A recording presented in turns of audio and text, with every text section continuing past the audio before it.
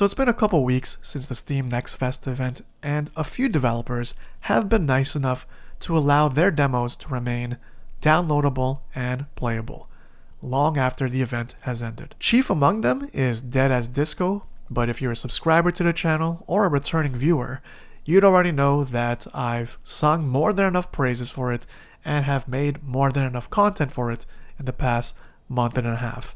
But in case you missed it, the review for the game is going to be linked in the description below. If you're new here though, welcome to the premier channel for top-notch gameplay, philosophical video essays, and game reviews. I have been heavily inspired by several channels that have excelled in each of these categories, and I've been trying my hand at these categories to varying levels of success.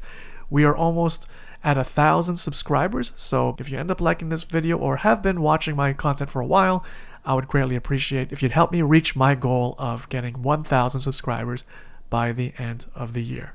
So with all the housekeeping stuff out of the way, let's get straight to these rapid-fire demo reviews. Starting off first is Ninja Gaiden Ragebound, a new side-scrolling platformer set in the Ninja Gaiden universe. It has been about 3 decades since we last got a 2D Ninja Gaiden game, and my inner child is screaming with glee. Not only does it play and feel like the Ninja Gaiden games back on the NES, it also updates the mechanics with what feel like what the SNES sequel would have felt like if Ninja Gaiden didn't skip a few generations before rebooting into a 3D hack and slash on the original Xbox. Right from the start, the opening cutscene in Ragebound just screams homage to the iconic opening cutscene in the original Ninja Gaiden on the NES, but with updated graphics and more fluid animation. It walks a fine line between nostalgia and revamping the iconic scene, and the same can be said about the iconic gameplay itself. The original Ninja Gaiden trilogy on the NES emphasized map awareness, quick reaction time, and precise platforming. Unlike the 3D hack and slash Ninja Gaiden games that most people of the newer generations are familiar with, enemies went down in one hit. So it wasn't so much about long and stylistic fights,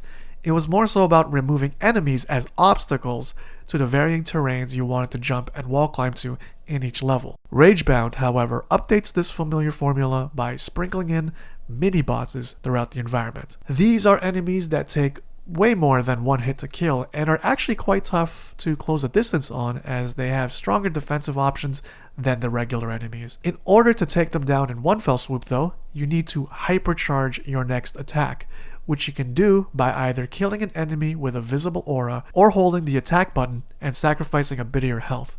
You want to be quick too, because a hypercharge only lasts for a couple of seconds, and trust me when I say that these mini bosses will be well guarded by their cronies, so it's going to take some serious gymnastics to reach them.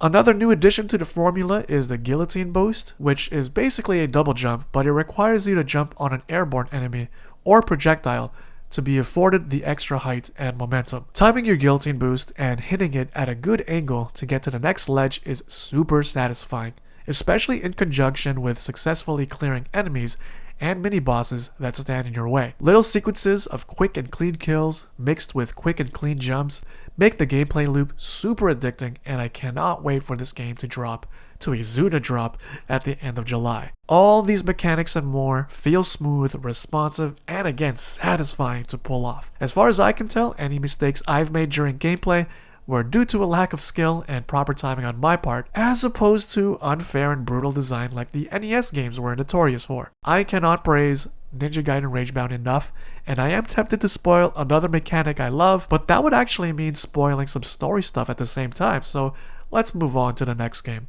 Tokyo Underground Killer is a first-person hack-and-slash shooter set in a very neon-lit Japan. I actually wishlisted this game 3 years ago in the good old days of 2022. Back then, I was still red hot in my love for the Shadow Warrior series, especially that first 3D one, where they nailed the character ability options. There were different keyboard and mouse input combinations you can do to perform various attacks, and Tokyo Underground Killer borrows heavily from that. The katana attacks in this feel nice and smooth to perform, and the inputs for different things like throwing the katana, swinging it in a 360 arc, and diving in with a stab all feel natural to pull off.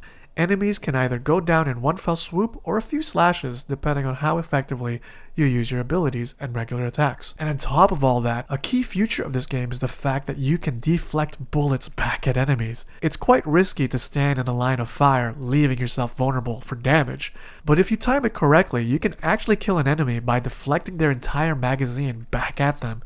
The guns that you get to use, however, while a very welcomed addition to this game, feel lacking in some way, and I'm not sure why that is. It looked cool in the trailer, and Shadow Warrior did a great job at balancing both melee and range combat, but I feel like the guns in Tokyo Underground Killer might have been designed to be less effective than the katana. I really wish I knew what it was that made the guns feel like they're lacking something, because for the most part they actually work fine in this game. And I personally don't like when people point out a flaw in something without offering a potential solution, but hey, here I am becoming everything I've ever hated because I have nothing to offer. Though a few things I can offer some feedback on are the checkpoints being way too spread out, as it feels like I can make a ton of progress, but then die, and have to start way further back from how far I've come. Not sure if that's a flaw in the intended design, or I just really suck at this game, but I do feel like an extra checkpoint or two between several sections could help the pacing a little bit. And of course, the performance can be improved on, as there were a ton of frame drops, even at 1920p. The developer has noted in the Steam forums that they couldn't get a proper 4K resolution working for this current build of the demo, but I'd say focus on overall performance at lower resolutions before tackling that. Fix that, improve the guns, and give us just a few more checkpoints, and I think this game would be a ton of fun. I have no complaints about the enemies and the difficulty of the fights themselves, but fixing the guns, performance, and checkpoints would go a long way in making the full version of Tokyo Underground Killer a much more enjoyable experience. Moving on to a huge shift in genre and aesthetic is Starlight Re.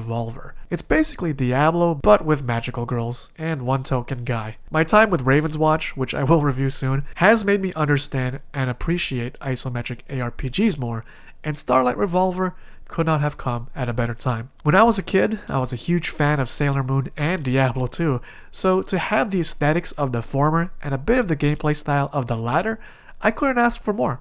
Actually, I could, but I'll get to that. So, Starlight Re has a huge emphasis on socialization. They really want to capture that early 2000s MMORPG feel with the central hub where you can see other players hanging around at. Outside of the core gameplay of diving into dungeons to fight enemies and power up your character, you can do some fishing, chatting, and play a variety of minigames at the central social hub. I'm sure that stuff is great and that the people who engage in all that during the Steam Next Fest event had fun. But personally, I'm an impatient gamer and a weird-ass loner, so I mostly dove straight into the dungeon crawling all by myself. And yeah, the gameplay is pretty fun. There's 3 characters, each with their own unique abilities and build possibilities, depending on the upgrades you unlock after each level. The combat itself, at its core, feels fun and rewarding, though a bit sluggish at times. It didn't feel as fast and fluid as Raven's Watch or Hades, and I'm not sure if that's just Raven's Watch bias on my part, or if some tweaking to the combat flow is needed, because it felt like timing dodges and dashes to cancel out of attacks was a bit stiff for me. Like I had to buffer all my actions instead of having them happen instantaneously. If you played this game and got good at it, let me know if this was just a skill issue on my part. But anyways, I also felt like even in my solo runs, fights ended way too fast and just gave a very abrupt stop and start feel to the overall gameplay. When I was just about to get used to the controls and mechanics, fights would end and my brain didn't feel allowed to keep on driving once it finally revved up. It was just kill things quickly and go pick yet another upgrade. Playing with other people, fights were even shorter when I played with people who knew how to build their characters and maneuver around the map much better than I did. And that just reminded me of my earlier days in Diablo 2, where I got carried by other players throughout the campaign instead of learning how to play properly on my own and provide value whenever I joined a party many years later. All in all though, the game is fun, and I hope I didn't sound like a whiny and ignorant noob when expressing my minor grievances with this game. In fact, I should take accountability for why I actually didn't play the game as much as I could have and should have while I still had the chance. And that was because I was addicted to Dead as Disco during the Steam Next Fest event. So to console myself on this hugely missed opportunity to learn and master Starlight Re, I ended up downloading and playing other demos that did remain available after the event, like the next few games on this list. Continuing the deepening of my understanding and appreciation of isometric ARPGs, I also got Riftstorm.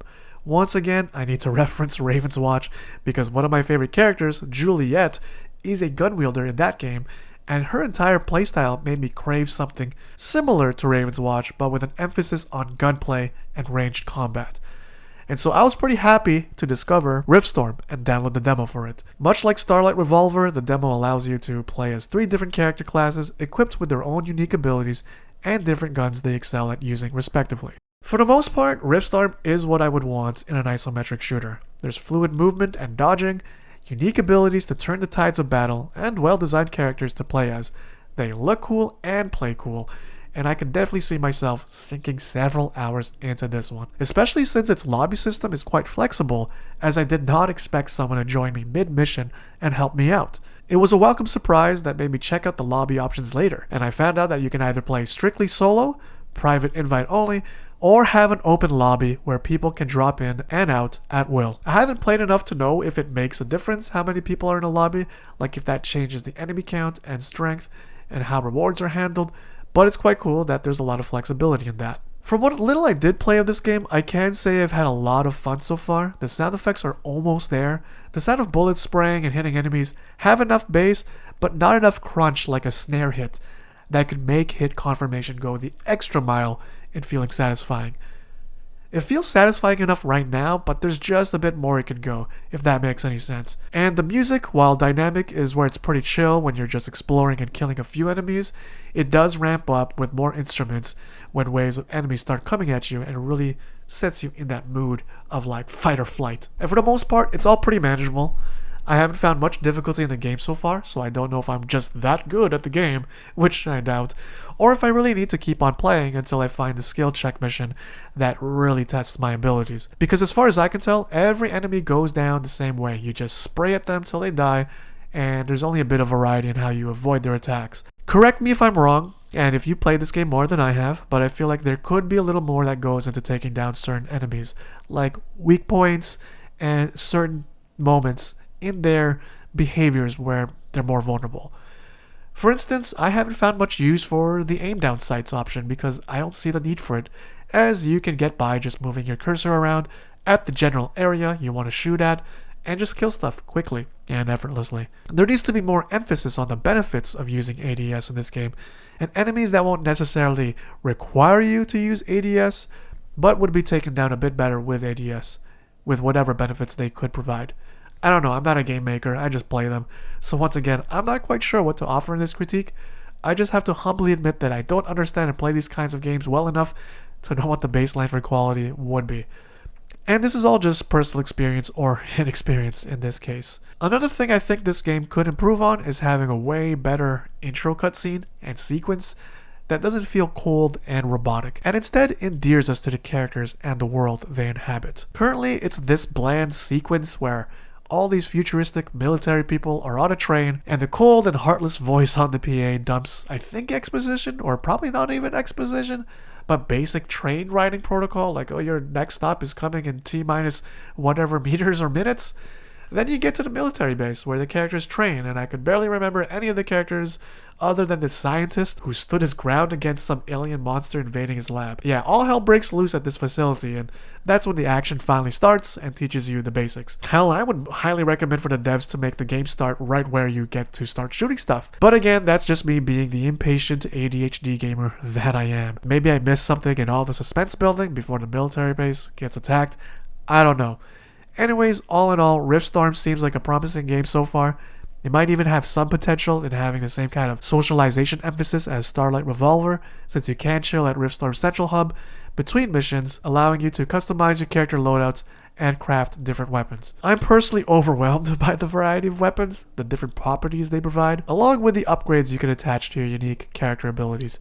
Though it's definitely a game where experimentation is where a lot of fun can be found, while also having the core gameplay of traversing maps and shooting stuff itself be so much fun already. And last but not least is Phantom Squad. Last year I was pretty addicted to police related stuff, so I watched a whole lot of SWAT and Brooklyn Nine-Nine, and I played a whole lot of No Plan B and just a bit of Ready or Not. Phantom Squad is a top-down SWAT shooter where you can play solo or with others to clear different buildings containing a variety of threats, from common criminals to international terrorists, all the while saving hostages from these threats. One of the key features in Phantom Squad is a door cam where you can scope out enemies in a room you're about to clear.